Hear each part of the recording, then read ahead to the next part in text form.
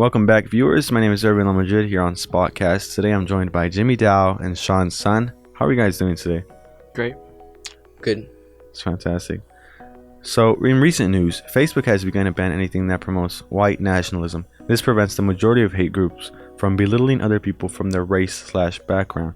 As it sounds great that a hate crime is being taken away from social media, is it eliminating the First Amendment of the United States? Will this rub off on teens that use social media every day? We're going to get started off with a few questions. The first question is, based off on this and what you guys have experienced in the past using social media, being teens, how do you think this will affect future generations? I feel like by doing this, it could transfer onto other platforms. For YouTube, they do something like this where they take away things that are offensive, that could hurt others. But there are apps that, such as Twitter, that don't really censor as much. So by what Facebook is doing, it can transfer over to there and other social media platforms. What about you, Sean? Well, yeah, in my personal opinion, I feel like it's a great idea that Facebook is banning hate against certain individuals or certain groups. But at the same time, I feel like it's also a violation of the freedom of speech, because we need to teach our future generations how the ideals of the American democracy and voicing their own opinions is something that they should be allowed to do, and they shouldn't be scared to do it. I see. Next question. What does freedom of speech mean to teens? And do they often push to the boundaries? I would agree that there's a limit to how much you can voice, because there are things that can hurt others, but at the same time, they're your freedom. Like, that's like your choice to say what you want. And everyone's interpretation is different. Some people could say, oh, what I'm saying is good for me, but another person can see it as a way that it can hurt them. But freedom is basically the opportunity and the liberty to say what you want to say. Nice. And what about you, Sean? Yeah, I feel like it's a good idea to allow the younger generations to have freedom of speech as long as they don't hurt anybody with it. And voicing their own opinion is a great way for them to socialize online and just talk about their opinions with other people and share their opinions with whoever they want to share them with. Yeah, definitely. That's what social media is there for in the first place, am I right? Next question. We're going to start right here with you, Sean. Is there a midpoint in freedom of speech? Where do we draw the line, if we should draw the line in the first place?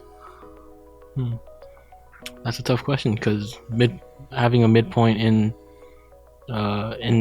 freedom of speech is hard to define, because freedom of speech basically means you can voice whatever opinion you want, but having a midpoint just kind of threatens any sort of opinion, because it's all biased. What about you, Jimmy? I agree with Sean to a degree. I feel like the midpoint for most society should be where it doesn't hurt others. However, everyone's opinion on what hurts them is different. Some people are more sensitive than others, so it's really hard to draw the midline there. For me, what I would say is the midline is where you're just voicing your honest truth opinions, even if it can hurt some people. But if it's just things that are explicit and like your intention is to hurt others, then that's where the line is crossed. Yeah, I see. Do you guys feel like teens are more likely to exercise free speech now because of social media than before?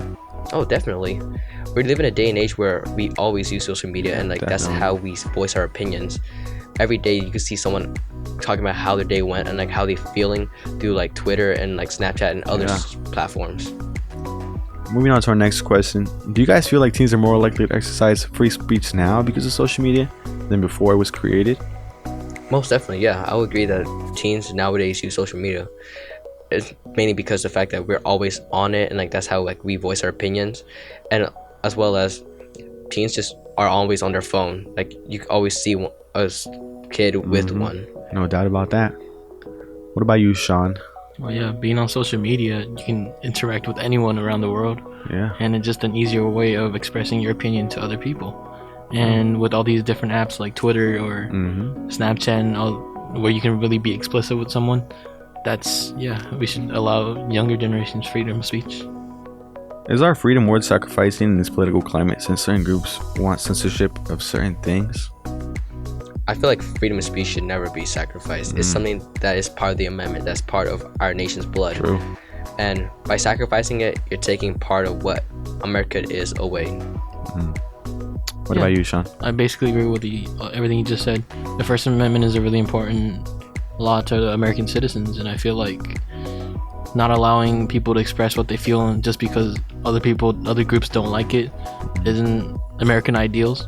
Because we can see how some groups have basically silenced other people's opinions just because they don't really agree with it.